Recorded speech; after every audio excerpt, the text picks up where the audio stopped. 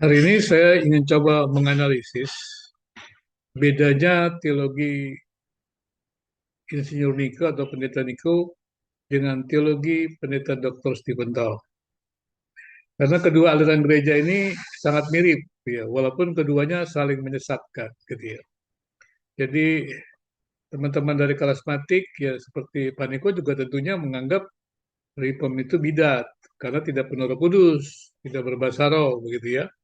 Kemudian juga sebaliknya, Dr. Stephen Tong, Pendeta Stephen Tong menganggap karismatik itu sesat. Dan lebih mengerikan lagi adalah dia katakan bahasa rohnya tuh, bahasa lidahnya karismatik itu sebenarnya bisa diuji. Nah, saya juga nggak tahu bagaimana bisa mengujinya gitu ya. Padahal teman-teman dari Reform ini kan filsafat, metafisika, bagaimana dia bisa menguji? Kan asumsi-asumsinya ya. Harusnya kan dia punya bidang lain. Tapi sudahlah, itu masing-masing keduanya memang berbeda gitu ya. Dr. Stephen Tong berbeda dengan Dr. Pendeta Niko berbeda. Tapi sayangnya keduanya saling menyesatkan gitu. Sebenarnya kalau keduanya saling belajar ini menarik bagi saya begitu ya. Kebetulan saya belajar dari keduanya gitu ya.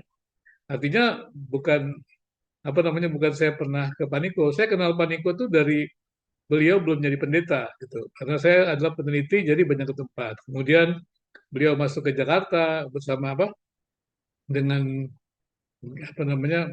Betani ya. Tadinya itu ya saya tahu lah ya di Gerakarsa dengan Pak Dhani Tumiwa begitu saya tahu lah sampai awalnya di Surabaya. Kemudian juga Pak Dr. Stephen tuh saya tahu gitu, tahu karena bukan hanya tahu gitu ya, karena memang saya bersama-sama dengan beliau juga, saya kan pernah di pusat kajian reform ya selama 14 tahun gitu, dan juga menghadiri acara-acaranya dan segala macam, tahulah dan juga sering menghadapi pertanyaan-pertanyaan kalau beliau khotbah itu saya suka ditanya ini gimana khotbahnya menurut Bapak apakah tepat di dalam negara Pancasila atau begitu ya dengan keragaman agama tepat atau tidak. Nah itu saya sering ditanya seperti itu.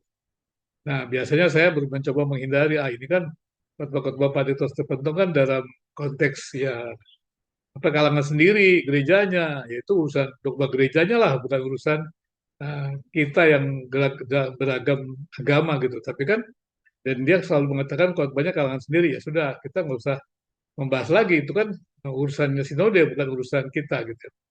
Tapi yang saya ingin bahas hari ini adalah bagaimana sih metode berteologinya Dr. Stephen Tong dengan metode teologinya Pendeta Niko. Kalau Pendeta Niko kan kita sudah tahu ya, memang teman-teman dari karismatik itu kan menekankan pengalaman subjektifnya, secara khusus ya kehadiran Roh Kudus begitu ya. Kemudian juga mereka lebih banyak subjektif begitu. Tapi subjektif ini dianggap punya otoritas gitu loh, karena mereka punya Roh Kudus, punya karunia, dianggap otoritas gitu. Dan kemudian otoritasnya juga mungkin juga bisa dibangun dengan rekan-rekannya gitu ya. Kan perlu rekan-rekan juga yang mengkonfirmasi. Sehingga ketika dia membangun dogma ya, itu dia atau sebenarnya bukan bangun dogma, dia mengerjakan teologi lah kalau dalam bahasanya teologi ya. Itu jadi dogma. Ya kenapa jadi dogma? Karena ya di dalam gereja-gereja karismatik seperti Paniko ini, tokoh itu yang penting, pengalaman subjektif tokoh yang penting. Apalagi kita sering kenal kan, kalau dia jadi pendetanya dikatakan jangan sepertinya jangan semacam melecehkan lah orang yang diurapi Tuhan gitu loh. Atau jangan yang jangan menghina lah orang yang diurapi Tuhan. Padahal kan semua orang ya diurapi Tuhan. Pada waktu Yesus belum naik ke surga kan dikatakan menghembuskan Roh Kudus, terima Roh Kudus. Berarti ya semua orang-orang yang percaya pada peristiwa Pentakosta ya penuh Roh Kudus ya diurapi begitu kan. Tapi dalam pikiran Paniko ini enggak ya karena dia punya khususan. Jadi orientasinya dari pengalaman, tapi sayangnya pengalamannya selektif, hanya pengalaman dia. Jadi kalau Tuhan itu berbicara sama dia ya dianggap benar, apalagi kemudian diakui oleh banyak orang kan, bagi banyak jemaatnya, ada tanda-tanda segala macam. Jadi dia merasa, nah itu suara Tuhan itu benar dan itu yang menjadi dasarnya. Jadi dia membaca ayat-ayat Alkitab itu bukan dengan metode tafsir, walaupun mungkin dia sedikit belajar lah ya, tafsir induktif misalnya. Tapi sulit ya, tafsir induktif itu susah. biasanya tafsir induktif itu harus dia apa bisa diusahakan oleh orang-orang yang belajar teologi sangat mendalam gitu ya. Biasanya paling tidak ya dia sudah tingkat dia doktoral ya minimal gitu ya. Kalau tingkat magister kayaknya agak susah gitu ya. Eh, apa namanya untuk menafsir Alkitab secara induktif ya. Mungkin belajar prosedurnya iya, tapi mengerjakan tafsir Alkitab secara induktif, merumuskan teologi sebenarnya belum bisa lah ya. Baru baru langkah-langkahnya saja yang diikuti. Makanya ya, apalagi tingkatnya analisis. Misalnya seorang ingin mencoba langkah-langkah menafsir Alkitab secara apa induktif sampai dia kemudian merumuskan atau menghasilkan data-data dan kemudian analisis data. Tapi itu belum bisa digeneralisasi ya, karena dia belum berjumpa dengan para tokoh yang lain. Nah, yang berarti kalau kita melihat ke Pendeta Niko, dia menafsirnya lebih kepada pengalaman dia. Jadi dia baca ayat itu, dia baca berdasarkan pengalaman dia, ataupun dengan kacamata netral dia. Kalau Pak Niko begitu. Jadi kalau dia punya pengalaman itu, dia cari ayatnya. Ya, ayat itu mengkonfirmasi pengalaman dia. Nah, banyak sekali di teman-teman karismatik kan gitu. Ayat-ayat itu dikonfirmasi. Kenapa dikonfirmasi? Karena dia memang tidak bisa menggali isi Alkitab itu secara induktif, secara baik ya. Karena ini susah memang, susah. Jadi yang paling mudah ya dia mencari ayat-ayat Alkitab untuk mendukung pengalamannya. Nah, ini yang terjadi di dalam apa? Di dalam gerakan-gerakan karismatik seperti itu ya. Walaupun tidak semuanya, ada banyak yang belajar juga. Tapi metode tafsirnya itu dia subjektif sekali gitu. Jadi pengetahuan itu ya terkait dengan dirinya, karena dirinya dekat dengan Tuhan, suara Tuhan, subjektif. Makanya kita tidak bisa mengatakan bahwa teologinya Paniko ini ilmiah, nggak bisa. Karena subjektif di dalam dirinya. Jadi ketika dia berteologi, Tuhan berbicara kepada saya. Nah ini kan nggak ilmiah, karena dia subjektif gitu. Nah ini yang terjadi. Nah karena kalau di generalisasi sebenarnya tidak bisa.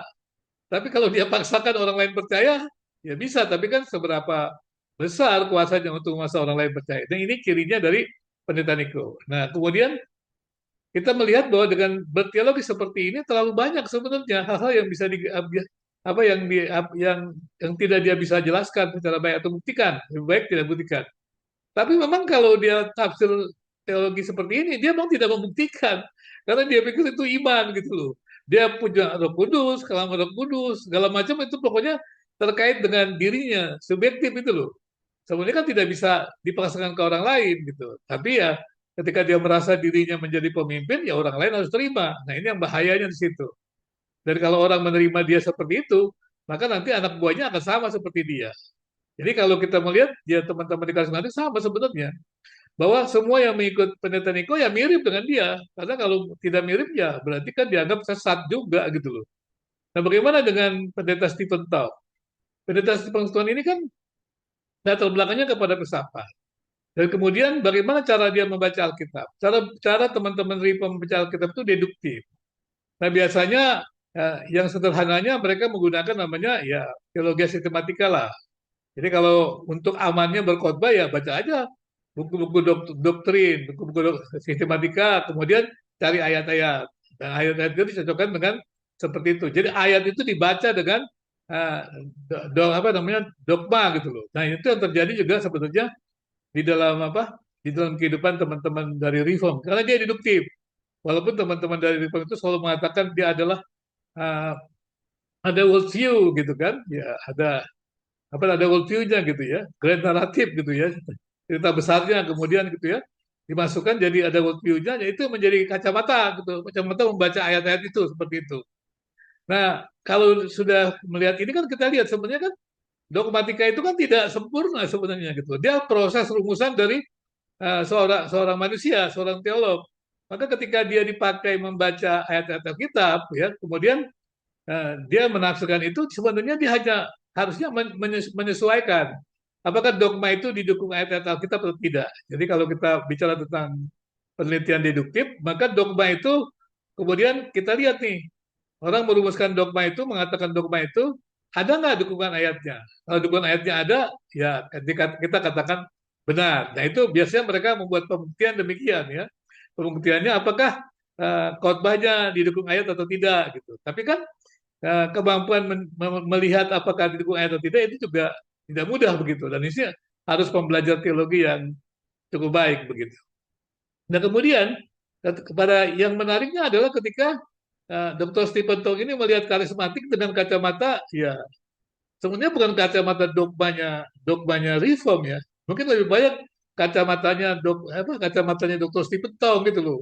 Contohnya ketika dia katakan kepada jalan diskusi dengan Elia Meron, bahwa karismatik itu sesat gitu. Bahasa roh itu ya apa sesat dia bilang. Kita bisa uji gitu begitu. Ujinya gimana kan gitu. Kalau kalau memang apa tanyalah orang-orang yang berbahasa roh, diteliti segala macam baru kita bisa mengujinya gitu. Masalah penggunaan kan juga di kitab Korintus sudah jelaskan ada banyak yang menggunakannya salah begitu. Pengalaman-pengalaman agama kan bisa juga salah begitu disaksikannya. Bukan hanya di karismatik, di Reform juga banyak yang salah seperti itu. Jangan pikir hanya karismatik salah, karena kebetulan ya yang diperiksa adalah karismatik. Di Reform juga banyak yang salah gitu. Kalau saya melihat teman-teman di Reform itu mereka merasa bisa menafsirkan Alkitab secara benar gitu. Padahal baru belajar Alkitab, gimana caranya saya juga nggak ngerti. Padahal kalau kita belajar tentang apa, tentang ya tentang penafsiran lah kemampuan seorang sarjana menafsir Alkitab itu kan ya belum bisa lah dikatakan seperti itu apalagi kemudian dia deduktif makanya kalau melihat teman-teman gereja Reform khotbah gampang saja dengarkan aja khotbahnya Pak Dr. Stephen Tong hampir semuanya sama seperti itu karena mereka nggak berani berbeda karena kacamatanya adalah kacamata Dr. Stephen Tong gitu.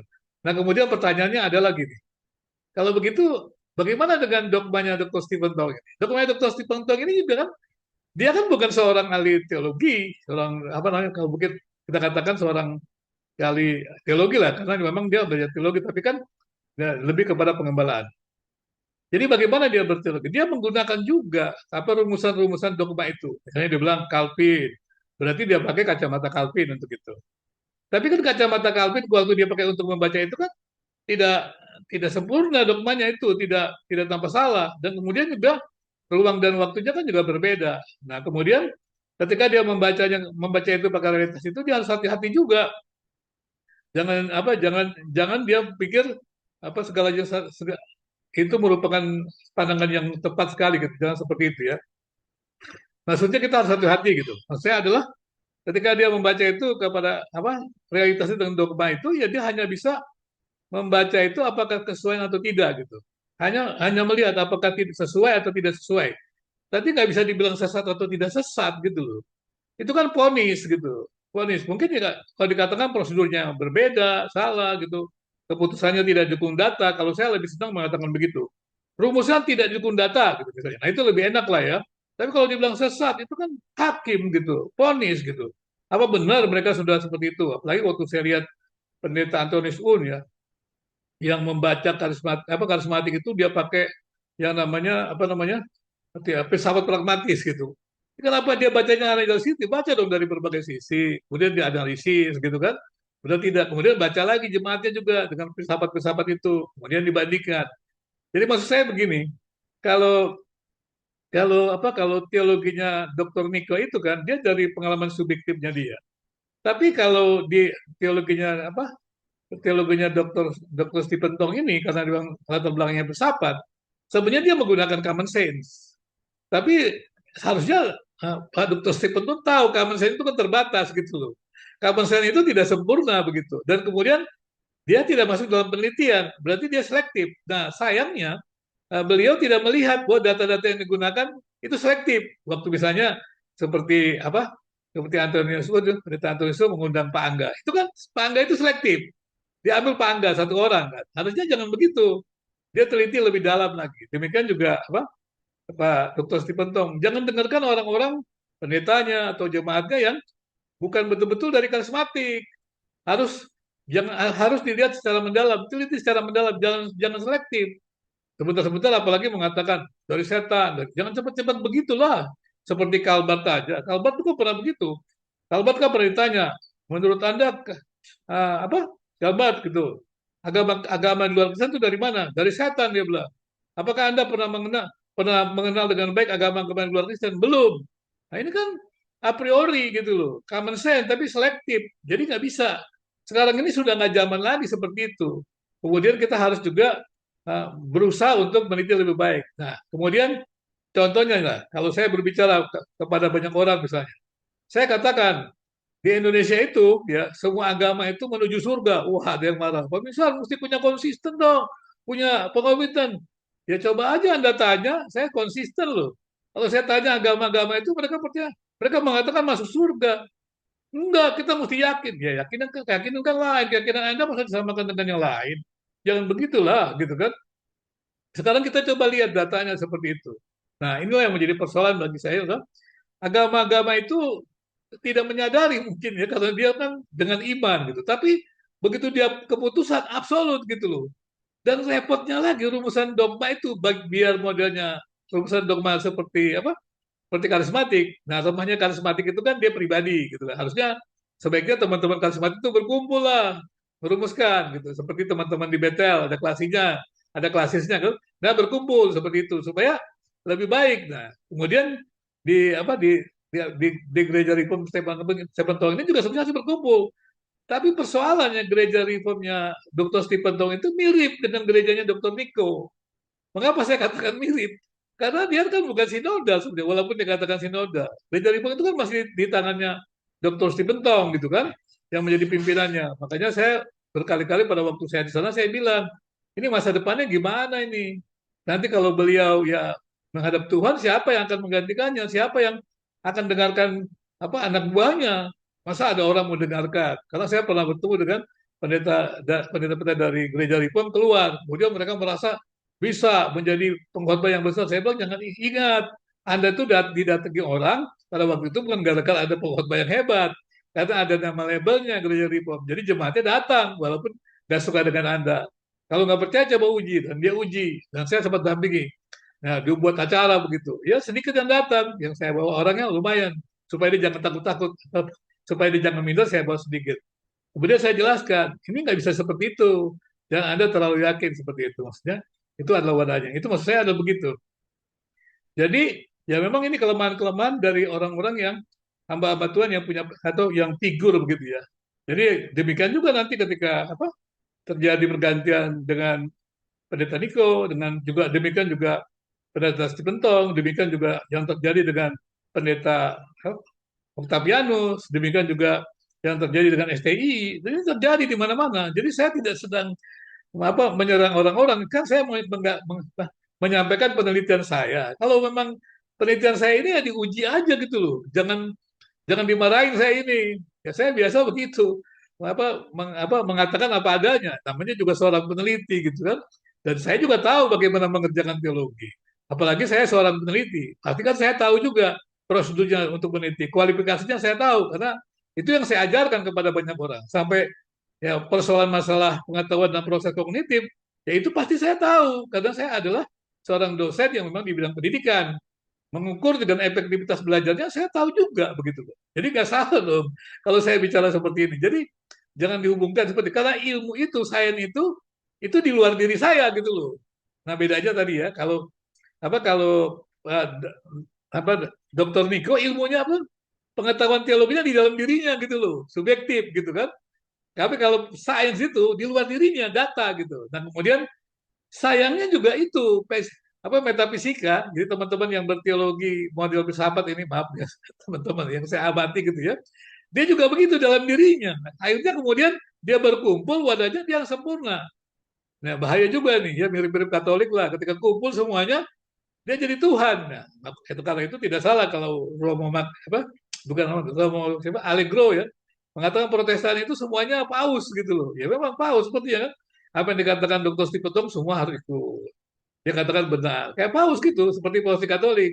Demikian juga pendeta Niko, apa yang dikatakan pendeta Niko semua harus ikut. Kan seperti itu. Nah ini memang di dalam dunia agama ini susah ya ketika mereka masuk kepada perkembangan-perkembangan baru ya dengan sains itu. Jadi kebenaran itu kan harusnya kan bukan di dalam diri.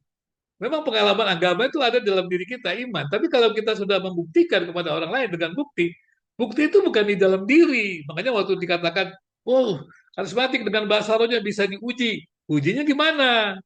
Kan di luar diri. Jangan asumsi-asumsi gitu loh. Kalau kalau kalau menguji kan harus di luar dirinya. Nah, harus ada data-datanya. Itu bagaimana gitu ya. Jadi ya sedikit saya mungkin bicara apa namanya mungkin tidak terlalu mengarah, tapi saya ingin membandingkan ya kedua ini. Kalau saya berharap sih pendeta Dr. Stephen Tong ya berdamailah dengan gereja lain. Tidak perlulah menyerang karismatik. Dulu menyerang teman-teman di STT Jakarta, katanya liberal begitu kan. Terus pakai ramai juga pakai GRI, Gereja Menginjil Indonesia. Memang ada reform yang nggak injili, wah digantilah injili berarti orang yang menginjil. Udah saya nggak tahu lah itu. Tapi itulah urusan institusi mereka lah. Ya sampai teman-teman saya waktu saya masuk di reform kan tanya, oh misalnya gimana sih? Katanya emang ada reform yang nggak injili, bukan Pak, katanya pasti pentung itu menginjil bukan injil. Ya udahlah ya udah, saya berusaha menjelaskan apa adanya gitu ya. Nah seperti itu, jadi ya marilah kita berdamai gitu. Kenapa sih harus begitu? Karena menjalankan semati, saya nggak tahu kenapa. Demikian juga apa Pak Niko gitu ya, Dokter Pendeta Niko, ya nggak usah lah, karena teologi Anda itu subjektif ya udahlah, katakan aja ini pengalaman saya, nggak usah apa namanya menakut-nakuti lah, apalagi ketika dia katakan akan ada bahasa-bahasanya, nggak bahasa-bahasa subjektif, bahasa dirinya mengertinya susah gitu. Pada waktu saya katakan apa nanti orang akan bertemu tahun 2033 ya secara otentik gitu dengan Yesus. Maksudnya otentik itu apa gitu, dia nggak jelaskan. Itu kan subjektif. Jadi yang ngerti cuma dia sendiri gitu loh. Tapi begitu kita menjelaskan, oh salah, itu bukan maksudnya begitu. Ya kalau teologinya jadi teologi yang ilmiah, kalau kita bicara, kalau kita mau masuk kan mesti cari ilmiah dong. Kalau nggak ilmiah ya nggak bisa kita bicara gitu kan, susah juga. Kita saling cerita aja gitu loh, seperti itu. Kalau kita bicara nggak ilmiah yang udah nggak bisa lagi kita diskusi. Kita cerita-cerita aja, nggak usah kesimpulan gitu. Harusnya kan begitu. Nah demikian yang saya coba membahas gini, karena lagi menarik ini, lagi saling sesat menyesatkan. Padahal saya berusaha untuk bisa gereja itu satu aja lah gitu. Apapun namanya, ya terserah. Saya juga pemimpin gereja, tapi saya nggak ada persoalan gereja jemaat saya mau pindah kemana segala macam nggak ada persoalan. Walaupun kadang-kadang meyakinkan anggota jemaat ini susah sekali. Oh ini masalah pelayanan Pak, biar diawasi begini, biar mereka bisa kita jaga. Oh ya ya ya, tapi jangan sampai lah seperti memusuhi kalau orang pindah ke sana ke dia lain bagaimana gitu. Demikian juga jangan sampai pindah semua ditarik-tarik begitu loh. Kalau kita kita kita penuh yang lain kosong gitu kan nggak enak juga begitu ya. Jadi ya apa? Kemudian kita mendirikan gereja mendapatkan keuntungan misalnya. Ya, jangan juga gitu loh. Harus semuanya menjadi untuk komunitas bersama. Kalau saya memang berpikir ya gereja itu komunitas. Jadi nggak usah terkau kuat, lembaganya hebat, gereja pendetanya hebat, gajinya hebat. Ya kasihan jemaatnya miskin-miskin juga. Kemudian juga kalau dia mau buat begitu dia akan kecil gitu loh. Akan kecil kan? Karena harus membiayainya. Seperti gereja reform ini kan mau besar kan susah karena tenaganya kan sedikit. Dia mau balik bawah kan diturunkan lagi gitu. Dia pasti akan terbatas dengan seperti itu.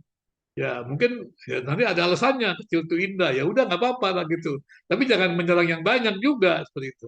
Demikian juga di karismatik juga seperti itu, teman apa pendeta Niko. Ya sudahlah, kita juga semuanya kalau meneliti melihat juga zaman sekarang ini tahu kok ya. Sekarang kita kan sudah pada pinter-pinter dengan media segala macam, diyakin-yakinkan, didoktrinasi nggak bisa lagi gitu.